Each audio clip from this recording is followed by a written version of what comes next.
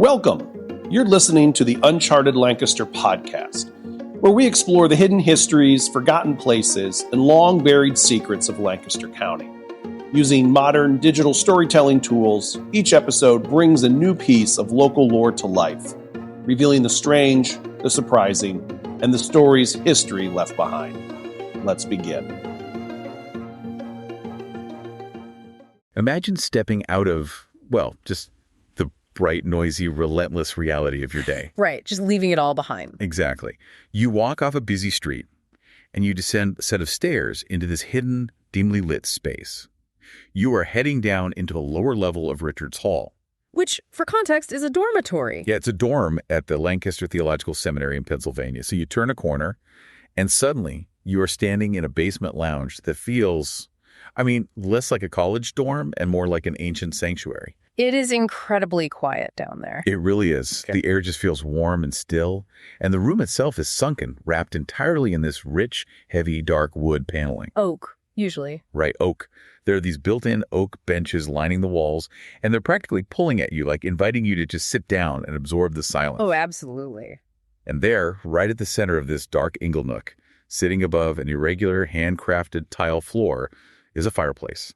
But if you are picturing a standard, polite pile of red bricks, just erase that from your mind. Yeah, this is not a standard hearth. Not at all. Yeah. This is a massive, incredibly vibrant, highly textured ceramic hearth that looks like it was pulled from another dimension.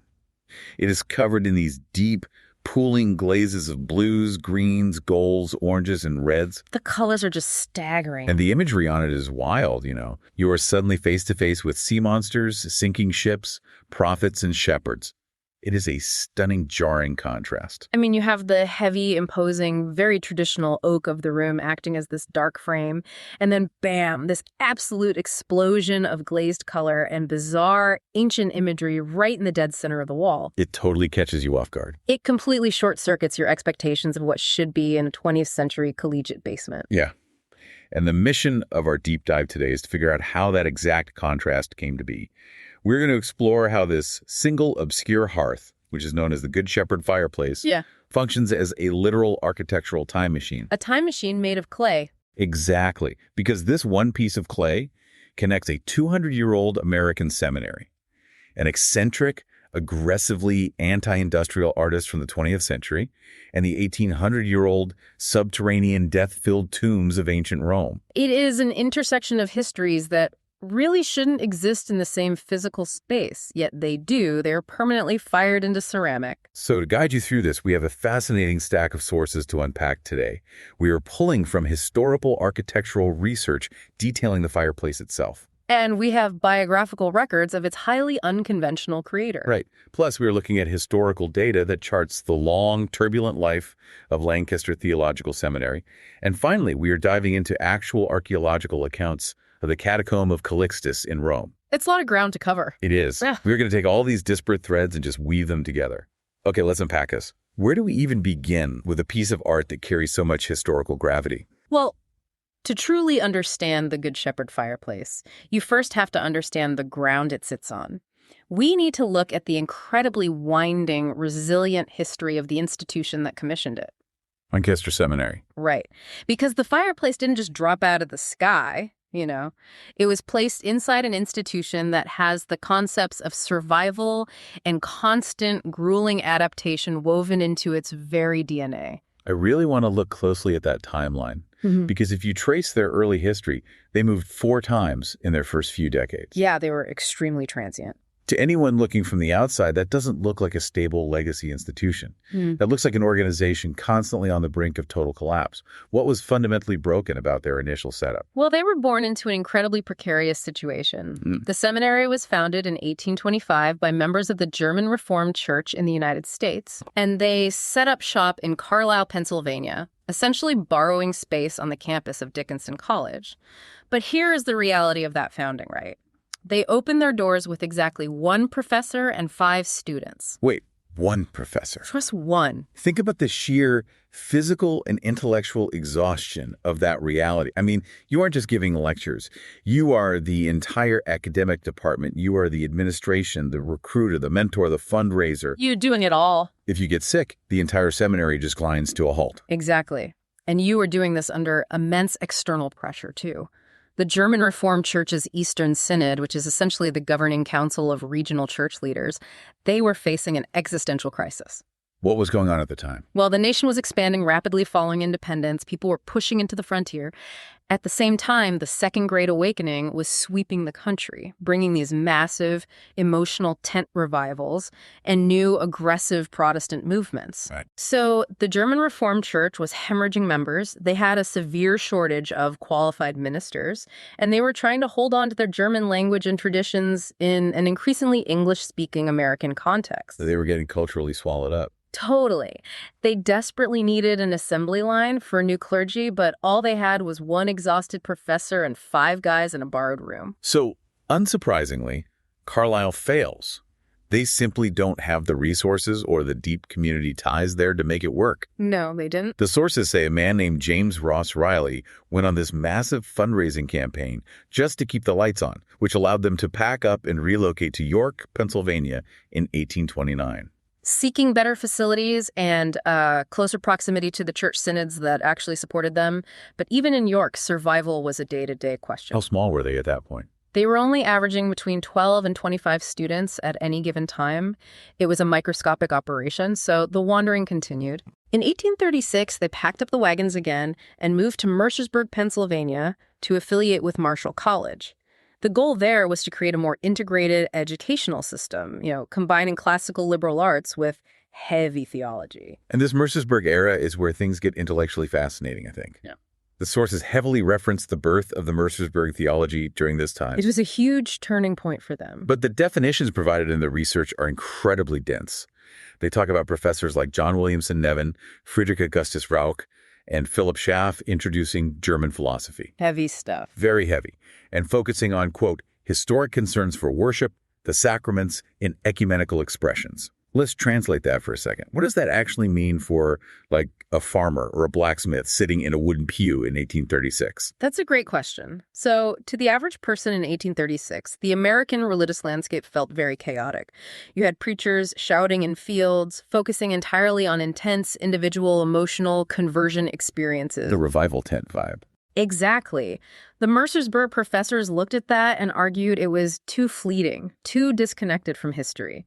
They introduced a theology that said, no, the church isn't just a collection of emotional individuals. It is a massive, historic, universal body. So anchoring them to the past. Right. When they talked about ecumenical expressions, they meant looking past their small German sect and connecting with the universal Christian church across centuries. Got it. And the sacraments. When they focused on sacraments, they were arguing that physical rituals, like communion, had real, profound spiritual weight, rather than just being symbolic afterthoughts. They were trying to give their students a theology that felt deep, ancient, and rooted, rather than just trendy and reactive. But despite finding their intellectual identity, they still couldn't find a permanent physical home. I mean, in 1853, Marshall College moves to Lancaster to consolidate with Franklin College. Leaving the seminary behind for a bit. Yeah, the seminary holds out in Mercersburg for a while, but eventually follows suit in 1871, moving on to the Franklin and Marshall campus as a, quote, temporary arrangement. Temporary, right. It took them until 1893, nearly 70 years after their founding, after wandering from Carlisle to York to Mercersburg to a shared campus in Lancaster, to finally buy a plot of land across the street on College Avenue and build their own permanent buildings. Decades of living out of a proverbial suitcase completely shaped the cytology of the institution. When you spend 70 years relying on the hospitality of others, you develop an incredible muscle for adaptation. You have to, just to survive. Exactly. And if we pull the lens back and look at the seminary through the 20th and into the 21st century, that muscle is the only reason they are still alive today. Let's actually talk about the modern era, because the survival mechanics shift from physical geography to, well, corporate structure. Yeah, denominational shifts. Right. They were the sole seminary of the Reformed Church in the United States for over a century. But as American demographics shifted, they had to evolve again. In 1934, they merged with the Evangelical Synod of North America. Which was a big move. Suddenly, they are serving a united body of 700,000 members. Then in 1957, another massive structural shift happens. They merge with the Congregational Christian Churches to form the United Church of Christ, or the UCC. These denominational mergers are essentially the religious equivalent of corporate consolidations in a shrinking market. You pool your resources, your congregations, and your institutions just to survive. Because the numbers were dropping. Rapidly. The demographic collapse of mainline Protestantism in the United States over the last 60 years has been staggering. The UCC had over 2 million members in the 1960s. By the 2020s, that number had plummeted to under 800,000. Wow. And Lancaster Seminary absorbed that impact immediately, right? Absolutely. The applicant pools dried up. The financial strain became massive. The data shows them dropping from 139 students in 2011 to just 61 students by 2023, which forces yet another evolution. Right. They had to pivot again. We have their 2024 data here. They sit at 66 students. But look at who those students are. They aren't just German Reformed anymore. They draw from 17 different denominations. It's incredibly diverse now. 51% identify as persons of color. The seminary is officially open and affirming, which means they fully and intentionally include LGBTQ plus individuals in the life and ministry of the church. They have morphed into this highly diverse, incredibly modern ecumenical body. And the final piece of that adaptation puzzle happened just recently. To secure their future as they approach their bicentennial in 2025, they were officially acquired by Moravian University to form the Moravian University School of Theology. It's another merger. Yeah, they are integrating their operations with Moravian Theological Seminary over in Bethlehem, Pennsylvania, sharing administrative costs and resources, while the Lancaster campus manages to keep its distinct United Church of Christ affiliation.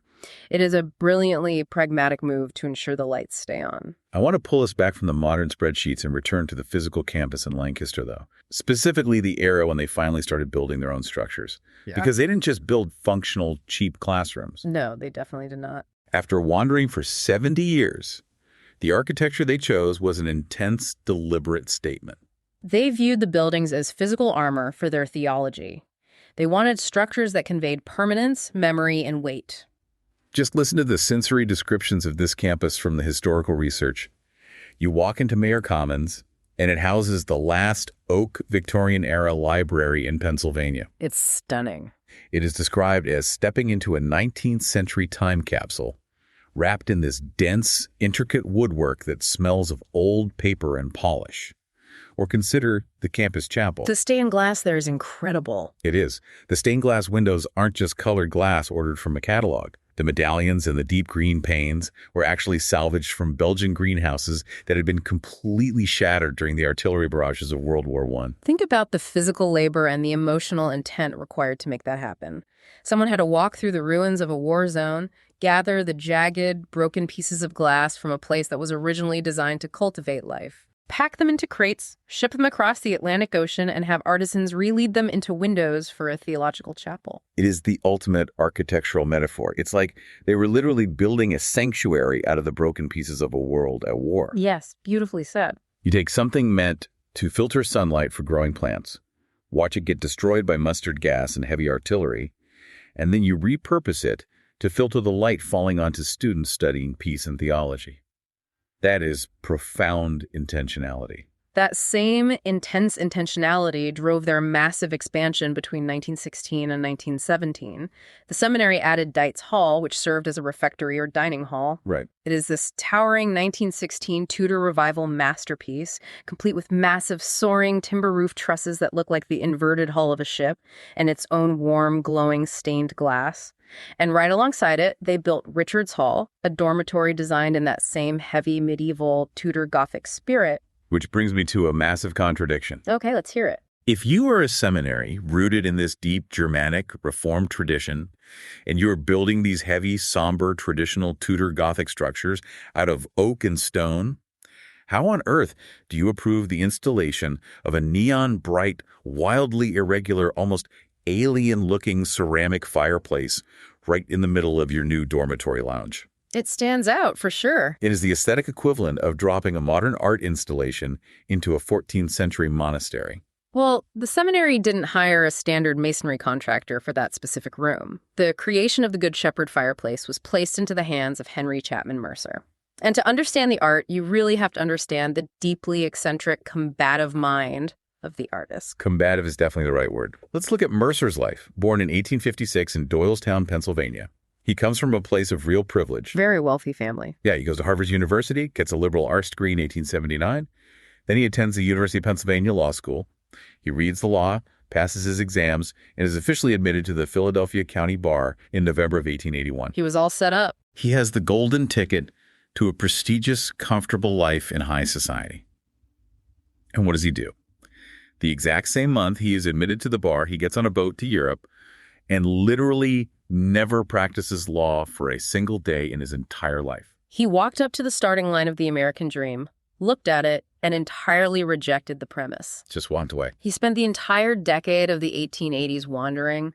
He traveled extensively through France and Germany, absorbing the history, the art, the old ways of living.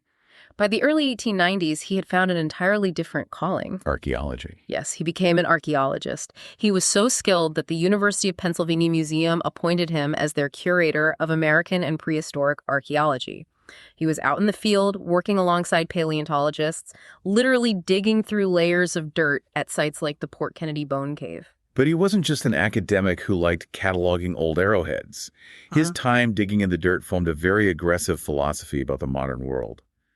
By the late 1890s, he quit the museum entirely. He just walked away from that too. Yeah. He decided that the past wasn't something you put behind glass with a little typed placard. He believed the material culture of the past was something you had to actively revive to save the human soul, because Mercer was convinced that the Industrial Revolution was actively destroying humanity. Mercer aligned himself deeply with the American arts and crafts movement. He looked around at the turn of the century, the massive factories, the assembly lines, the belching smokestacks, and he was horrified by what our sources call the cold perfection of industrial manufacturing. Right, the lack of humanity in it. Exactly. When a machine stamps out 10,000 identical iron stoveplates, there is no human fingerprint, there is no variance, there is no soul. Mercer wanted objects that were dug from the earth, shaped by a human hand, pressed by human weight, and fired in the unpredictable heat of a kiln. He essentially decided to wage a one-man war against the machine age using mud. That's a great way to put it. In 1898, he apprenticed himself to a local Pennsylvania German potter to learn the old ways. Then he founded the Moravian Pottery and Pile Works. And he didn't start small. He proceeded to build 3 massive bazaar structures in Doylestown that are now known as the Mercer Mile. Which is still a huge tourist draw today. Yeah, but he didn't build them out of traditional brick and mortar. He built them entirely out of poured, reinforced concrete. Which was incredibly avant-garde for the time. I mean, he built Font Hill, his sprawling, castle-like personal home between 1908 and 1912. He built the working pottery itself. And he built the towering Mercer Museum to house his massive collection of over 40,000 pre-industrial hand tools. I have to pause on the Mercer Museum because the historical irony here is almost too good. Oh, I know where you're going with this. It's amazing. Mercer builds this concrete fortress to preserve the hand tools of early America. The spinning wheels, the plows, the hand-cranked apple peelers, because he hates industrialism so much. He built a shrine to the handmade. Exactly. And a few years later, Henry Ford, the man who literally invented the industrial assembly line, the patron saint of mass production, visits the Mercer Museum. It's just perfectly ironic. Ford walks through, looks at all of these handcrafted tools, declares it the only museum worth visiting in the United States, and uses it as the direct inspiration for his own massive museum in Michigan. The titan of the machine age was deeply moved by the shrine built by his sworn enemy. It perfectly illustrates the tension of that era, though. People were getting wealthy from the machines, but they were already nostalgic for the human touch they were erasing. Yeah, that makes sense. And Mercer's personal quirks really reflect that deep yearning for the organic. He wasn't just a potter. He painted sweeping pastels of rural life. He was a vocal opponent of the plume trade, which was the industrial slaughter of birds for fashion feathers. He was a busy guy. Very. He even wrote a collection of supernatural fiction in 1928 called November Night Tales. He was a complex, highly romantic thinker. But clay was his primary weapon. And because he was an archaeologist first, His tiles do not look like the pristine, white, perfectly rectangular subway tiles that were becoming popular in early 20th century sanitation-obsessed America. Right, they were the complete opposite. The sources are very clear on this. Mercer's tiles look excavated. The process itself guaranteed it. When you mix clay by hand, press it into a plaster mold, and apply glazes with a brush, you get variance. Unpredictable results. Yeah, the glazes pool in the deeper recesses of the design, creating dark shadows, while the raised edges burn off slightly in the kiln, leaving brighter highlights. The figures on his tiles are often described as awkward or primitive, but they are incredibly dynamic. The uneven surfaces catch the light differently depending on where you stand in the room. They feel alive. They feel ancient, even on the day they are pulled from the kiln. Before we move on, I want to clarify a point of confusion from the sources. He calls his business the Moravian Pottery and Tile Works. But the historical records show Mercer wasn't Moravian. No, he wasn't. He attended Episcopal and Presbyterian churches. Why name your entire anti-industrial rebellion after a specific religious sect you don't even belong to? It was an act of profound historical homage. Mercer lived in Pennsylvania, and he was deeply enamored with the craftsmanship of the German Moravian settlers who had established communities like Bethlehem in the 1700s. Oh. These settlers brought incredibly rich traditions of folk art, particularly highly decorated iron stoveplates and clay tiles. Mercer respected their integration of art, faith, and daily utility. So he was just a fan. A huge fan. His very first tile designs were actually direct casts taken from antique Moravian stoveplates he had found in scrap heaps. Naming the pottery after them was his way of honoring the local ghosts of craftsmanship. Okay, I have to push back on Mercer's anti-industrial crusade here, though. Go ahead. He despises the machine age. He hates mass production. He wants everything to be this rugged, individual, handmade craft. But if you look at the client list in our sources, his tiles are everywhere. They really are. He gets commissioned to create 400 massive mosaics for the floor of the Pennsylvania State Capitol building in Harrisburg. His work is installed at Kykut, the sprawling Rockefeller family estate in New York. You can find his tiles at Grauman's Chinese Theater in Hollywood. They are in the casino at Monte Carlo. He is in the St. Louis Public Library. It's a massive resume. You don't supply Grauman's Chinese Theater and the Rockefellers by making one unique tile at a time in your backyard. He had to industrialize his own rebellion to meet that demand, didn't he? Isn't it ironic that his handmade rebellion became a highly sought-after commodity? If we connect this to the bigger picture, it is the ultimate paradox of any successful avant-garde movement. You rebel against the establishment by creating something raw and authentic. Right. The establishment sees it, craves that authenticity because their own lives feel manufactured, and they buy it. To fulfill those massive public works and elite commissions, Mercer had to compromise. He made plaster molds of his original hand-carved designs. He replicated them. So he did use molds. He did. He created catalogs of his tiles and reused the same patterns in different buildings across the world. He was still using human hands, but he was introducing a level of standardization to survive financially. He standardized his rebellion. Yeah. Which is precisely why the Good Shepherd Fireplace, sitting in the basement of Richards Hall at Lancaster Seminary, is so incredibly vital to art history. Mercer usually made molds to replicate his work for these big clients, but the Richards Hall fireplace was famously unique. Completely unique. He didn't open his catalog and say, "I'll give you tile number 42. He didn't use an existing mold. He was handed a completely unique, highly specific set of source material, and he created something that exists nowhere else on Earth. And to understand why it's one of a kind, we have to look at the source material Mercer was handed. The catalyst for this unique creation was the president of the seminary at the time, Dr. John C. Bowman. Bowman had just been to Europe, right? Yes. Dr. Bowman had recently returned from a trip to Rome. But he wasn't just doing the standard tourist loop of the Colosseum and the Vatican. Bowman went underground. He spent time exploring the subterranean catacombs used by the earliest generations of Christians. Specifically, the historical data points to the catacomb of Calixtus, located on the Appian Way. And we really need to pause and establish the sheer terrifying physical scale of these catacombs. It is hard to wrap your mind around. When we use the word catacomb today, people usually picture like a spooky, cramped cellar under a church. But the catacomb of Calixtus covers 30 hectares of underground space. Massive. It descends 5 distinct levels into the earth, carved directly into the soft volcanic tufa stone. There was a rough estimate of 20 kilometers of labyrinthine passageways holding the remains of roughly 500,000 bodies. It is a subterranean necropolis, an entire city of the dead stretching out beneath the living city of Rome. It was originally organized in the early 3rd century by a deacon named Calixtus, who later became pope, under the direction of Pope Zephyrinus. Wow, so this was official. Oh yeah, for centuries it was the official cemetery for the Church of Rome. But as the Roman Empire fell and the city was sacked repeatedly, the relics were moved above ground for safety by the 9th century. And then what happened to the catacombs? The massive complex was largely forgotten. It was just swallowed by the earth and sat in darkness. It sat in darkness until 1854, when a pioneering Italian archaeologist named Giovanni Battista de Rossi finally rediscovered it.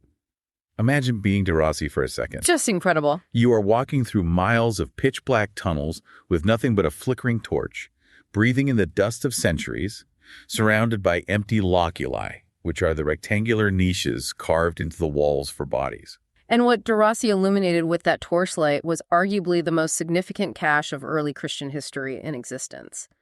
He found the crypt of the popes, which held the remains of pontiffs from the 2nd to the 4th century. Really early figures. Exactly.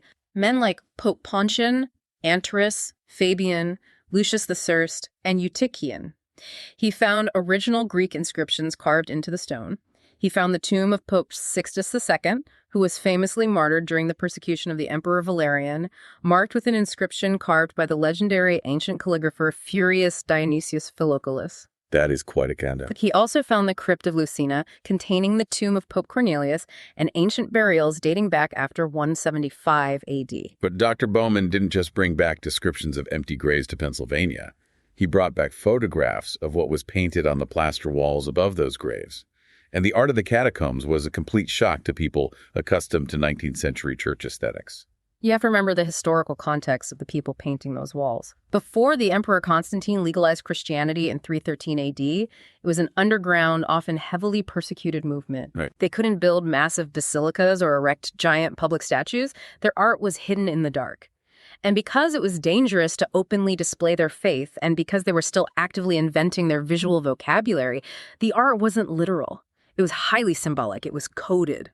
If you walked into a typical European church in 1917, you expected to see Jesus depicted as a majestic, bearded man in flowing robes, often suffering on a cross or ruling from a heavenly throne, surrounded by golden halos. You look at the catacomb frescoes, and none of that is there. Right. Instead, you see a strange language of symbols. You see vines representing the church. You see anchors representing hope.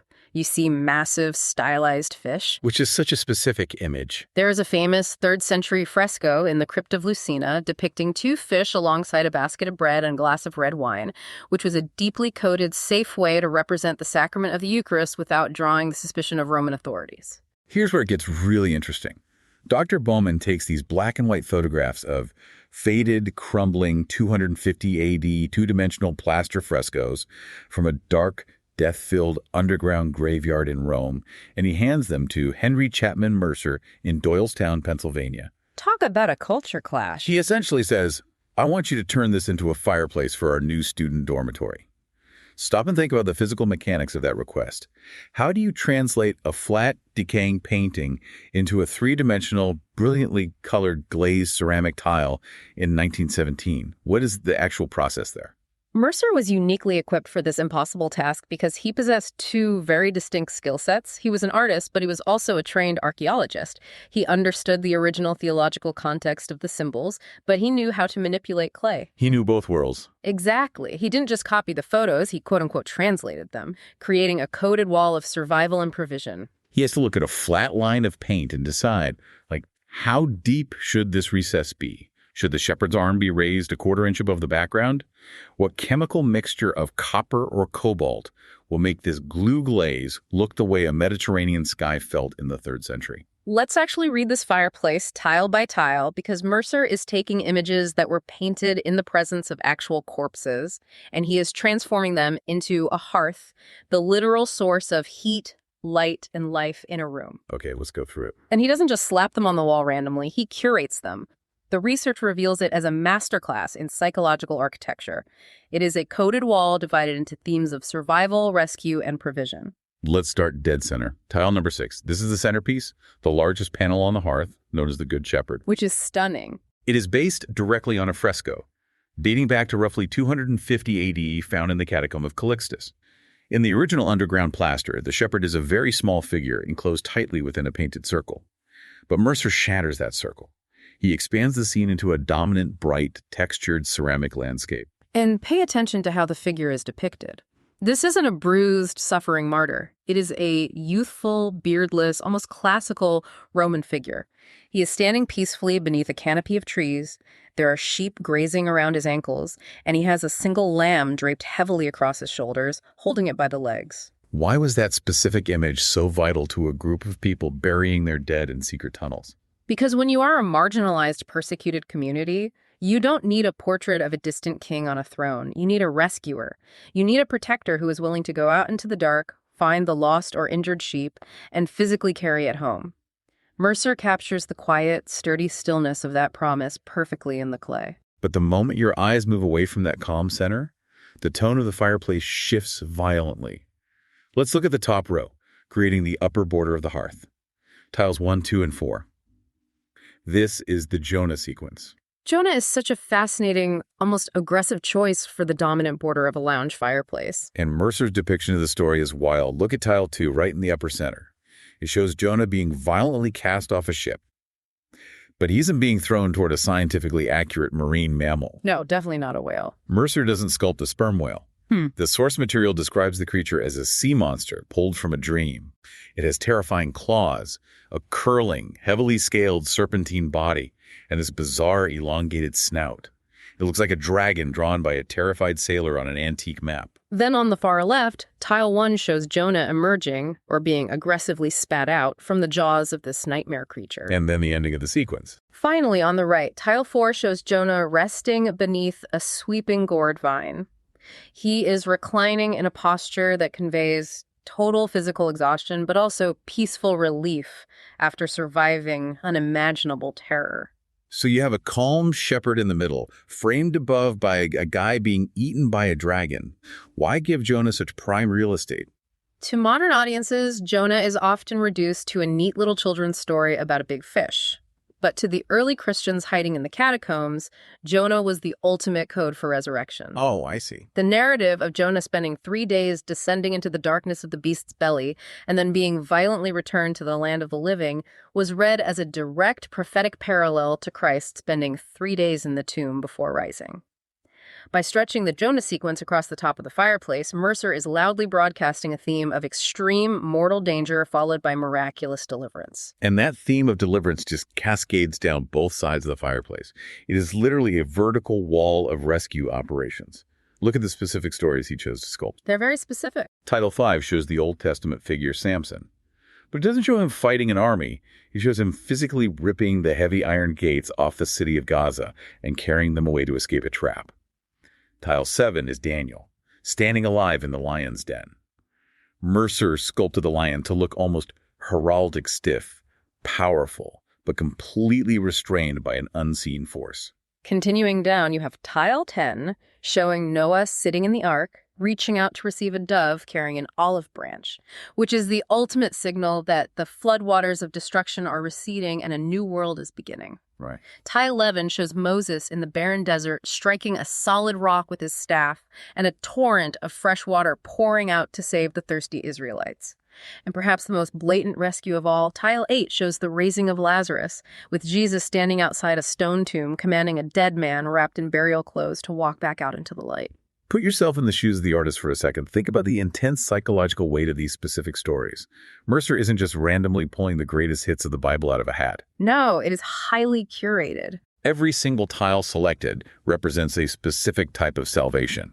The physically trapped are violently freed. The dehydrated are given water in a wasteland. The legally condemned are protected from predators. The literally dead are called out of the grave. Every rescue story is about the trapped being freed, the dead called out. And once you trace those rescue stories down the sides, the fireplace shifts its focus one more time. The lower section, situated below the Good Shepherd, moves away from the trauma of rescue and settles into a theme of communal provision. Right. Tile 9 is this long, horizontally stretched banquet scene. The research notes it is based on a specific early Christian image known as the agape meal. Agape being the Greek term used by early Christians to describe a selfless, spiritual, unconditional love. This isn't the formal, highly structured Last Supper painted by Da Vinci, where everyone is sitting on one side of the table looking at the viewer. Mercer's tile shows figures clustered intimately around a curved, semicircular table. It feels very communal. It does. And dominating the entire foreground of the tile are these large woven baskets overflowing with bread.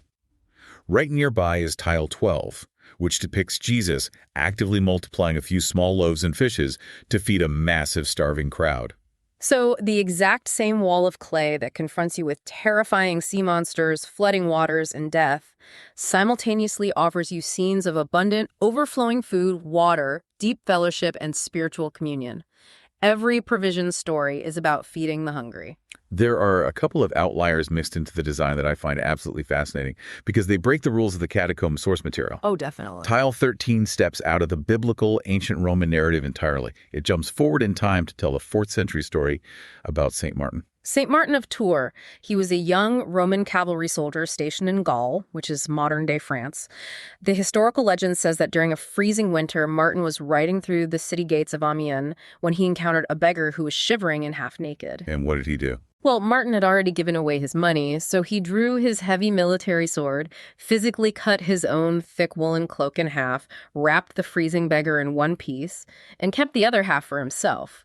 It became one of the most enduring symbols of profound, sacrificial, hands-on Christian charity. And then there's the inclusion of the tile 3s. There are 5 of these specific tiles repeated around the outside edges of the hearth. They feature what the historical architectural research calls fracture motifs, specifically highly stylized birds perched on top of woven baskets. This is the moment where Mercer really flexes his artistic genius and synthesizes his own worldview into the project. Fracture is a highly decorated, colorful style of illuminated folk art created by the Pennsylvania German communities in the 1700s and 1800s. So a very local tradition. Exactly. By incorporating these birds alongside Roman popes and prophets, Mercer isn't just acting as a human photocopier for ancient Rome. He is physically and visually bridging a massive chasm. He is taking a 250 AD Mediterranean catacomb aesthetic and locking it directly into a 1700s local Pennsylvania craft tradition. Bringing it right home. He allows 2 entirely different worlds to meet and speak to each other in the clay. It's like Mercer took a DJ mashup approach to history.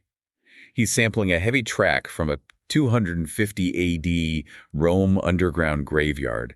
He's mixing in a beat from 1700s Pennsylvania German folk art. And he's dropping the final track into the middle of a 1917 Tudor Gothic dormitory lounge. And we must urgently remember the timing, the context of that specific year. It was 1917. Right, World War I. The world outside Richard's Hall is quite literally engulfed in the flames of the First World War. Think back to the Belgian greenhouse glass shattered by artillery that we discussed earlier. The young men living in Richard's Hall, sitting on those oak benches, are reading newspapers filled with casualty lists. Yeah, their friends are dying. They are watching their peers get drafted to fight in the muddy, diseased trenches of Europe. They are reading terrifying reports of German U-boats torpedoing passenger ships in the dark, freezing waters of the Atlantic. That context changes everything. To a 20-year-old seminary student in 1917, terrified of being drafted, a ceramic wall depicting rescue from death, sea monsters pulling men into the deep, and the miraculous provision of food and safety isn't just an interesting art history lecture. It's survival. It carries an immediate, visceral, desperate, emotional resonance. It is a physical anchor of hope in a world that feels completely out of control. The fireplace was commissioned and funded by a man named F.W. Biesecker, who served as a vice president of the seminary and a trustee of the college. Biesecker clearly understood the psychological value of putting this specific type of art into a space where young people were living and wrestling with their futures. It was a very smart choice. But what cements the legacy of the Good Shepherd Fireplace isn't just what Mercer created, it is what Mercer did immediately after the installation was complete. Oh, this is the tragedy and the beauty of Mercer's final act with this fireplace, the destruction of the molds. Precisely. We have a clipping from a 1926 article published in the Lancaster New Era newspaper. The headline proudly reads, "Ancient Art Employed in Seminary Fireplaces." The journalist declares that the Good Shepherd Fireplace facing has no duplicate anywhere in the world. Now, usually when you read an old newspaper clipping, that kind of phrasing is just hyperbolic promotional fluff. Right, just good marketing. But as the architectural research confirms, it was a literal physical fact. Unlike his massive lucrative projects for the Pennsylvania State Capitol or the Rockefeller Estate, where Mercer reused and recombined variations of his existing tile molds to scale his business, he did something radical in Lancaster. What did he do? After he spent hours handcrafting the original clay tiles for the Good Shepherd, after he fired them in the kiln, applied the glazes, and saw them installed in the mortar, he went back to his workshop in Doylestown, took the plaster molds that held the negative impressions of the shepherd, the sea monster, the prophets, and he smashed them. What does that actually mean in the context of a pottery works? He takes a hammer to the plaster. He shatters the only tool capable of replicating the art. Destroying his own work, essentially. Meaning, no matter how much money someone offered him, no one could ever cast another Good Shepherd or another weird clawed whale or another Roman agate meal exactly like the ones sitting in that basement. By destroying the means of production, he forced the fireplace to become a singular mortal object. He made it literally irreplaceable. We have to explore the psychological impact of that decision, especially regarding the concept of the fireplace as an architectural anchor. Richard's Hall fundamentally is a place where people sleep. But the basement lounge is a social organ. It is a place where isolated students gather to form a community. A hearth naturally draws people in. A fire provides literal physical warmth in a Pennsylvania winter. A table in the room provides a place to eat. The shared space provides companionship. Exactly. Mercer recognized these very ordinary baseline human needs, warmth, food, belonging, and he elevated them by wrapping them in sacred, irreplaceable images. The physical room itself becomes an extension of the symbols on the wall. When the students sat around the fire eating together, they were participating in a living version of the agape meal depicted on tile 9. And the destruction of the molds forces a behavior that is incredibly rare, almost extinct in our modern world. It forces the viewer to be physically, geographically present. Think about how we consume art today. Right, it's all digital. If you want to see the Mona Lisa, you can pull up a high-definition scan on your phone in 2 seconds. If you want Michelangelo's David, you can order a 3D printed replica on the internet and have it on your desk by tomorrow. Everything is endlessly mass-produced, digitized, and instantly accessible from anywhere. But these tiles defy replication. Because the molds are gone and because the glazes pooled uniquely in the kiln on that specific day in 1917, no photograph can truly capture the depth of the ceramic. To truly see this art, to experience how the uneven handmade surfaces catch the firelight, to see the sheer scale of the sea monster, you cannot look at a screen. You must travel to Lancaster, Pennsylvania. You have to go there. You must walk into Richard's Hall. You must physically descend the stairs into that specific oak-paneled basement. Mercer rooted the art immovably in its local community. It demands a pilgrimage. It gives the room a completely different kind of gravity. It transforms a mundane basement into a highly specific geographic coordinate where 3rd century Roman catacomb survival art, 18th century Pennsylvania folk craft, and 20th century student life all collide around a single glowing hearth. So what does this all mean for you, the listener, navigating your own day? I keep turning back to a small detail mentioned in the contemporary research. It notes that today, this lower-level lounge is, quote, rarely used. Which is a shame. It is tucked away. A hidden secret that most people walk right past without knowing it's there. Yet it holds this massive, quiet, world-spanning gravity. It is such a profound reminder that world-class history and staggering art aren't just locked away in major metropolitan museums behind velvet ropes and expensive ticket counters. They're all around us. The most profound tactile connections across human time can be hiding in the basement of a quiet dormitory, or the forgotten stairwell of a library, or a dusty faculty break room. This raises an important question regarding how we design the world around us today. How many modern spaces are built with this level of fierce, intentional, irreplaceable meaning? When we construct new spaces for students to live, or office buildings for workers, or community centers for our neighborhoods, do we bother to embed them with symbols of rescue, provision, and deep history? Probably not very often. Right. Or do we just settle for the cheapest mass-produced drywall, the most efficient fluorescent lighting, and temporary, soulless aesthetics? Henry Chapman Mercer's ruined molds and vibrant tiles are a standing challenge to the sterile way we build our modern environment. That is the perfect summary of the tension. We have been on an incredibly vast journey today. We started by tracing the bloodline of the Lancaster Theological Seminary, A very resilient institution. an institution that survived 2 centuries of frontier isolation, massive theological shifts, shrinking modern demographics, and constant geographical relocation by remaining endlessly adaptable and deeply ecumenical. We traveled through the combative romantic mind of Henry Chapman Mercer, an anti-industrialist who fought desperately against the machine age using nothing but wet clay, unpredictable fire, and ruined plaster mold. A fascinating guy. We descended into the dark, 30-hectare, terrifying labyrinth of the catacomb of Calixtus in ancient Rome, where early persecuted Christians painted secret, coded symbols of hope and rescue on the walls of mass graves. And we watched all of those massive historical forces converge, compress, and lock together into a single, glowing, brightly colored fireplace in a quiet Pennsylvania basement. It is a stunning testament to how human hands can take the terror of the past and mold it into a permanent architecture of hope for the future. It truly is. The next time you find yourself walking through a mundane, everyday space, maybe the basement of your office building, a quiet brick alleyway, or an old tiled train station, take a second to look closer. Pay attention to the walls, the carved woodwork, the uneven tiles under your feet. History, intentionality, and art might be hiding in plain sight, just waiting for someone curious enough to stop and read the code. Absolutely. Before we wrap up this deep dive, I want to leave you with one final thought to mull over as you go about your day. Something that isn't explicitly in our historical sources, but feels urgently relevant to everything we've unpacked. I'm intrigued. Think about the invisible digital catacombs we are currently building every single second of the day. The massive server farms, the cloud storage, the endless compounding archives of our photos, our text threads, our social media posts, and our digital records. All that data just sitting there. Right. If an archaeologist 1,800 years from now, a future equivalent of Giovanni Battista de Rossi, were to somehow unearth and decode our data, wanting to understand our deepest hopes, our greatest terrors, and our modern symbols of rescue, what frescoes would they actually find buried in the servers we leave behind? What symbols do we rely on when we are afraid? That's a huge question. And perhaps more importantly, in a world where everything we create is infinitely reproducible but easily deleted, would anyone in the future care enough to carefully translate our digital lives into whatever the future's version of permanent clay is? Will we manage to leave behind anything as tactile, as resilient, as irreplaceable, and as fiercely, beautifully human as the Good Shepherd Fireplace, waiting quietly in the dark warmth of that oak-lined room? Thanks for listening to this week's episode of the Uncharted Lancaster podcast. If you enjoyed the episode, be sure to subscribe and leave a rating or review wherever you listen. It really helps more people discover the show.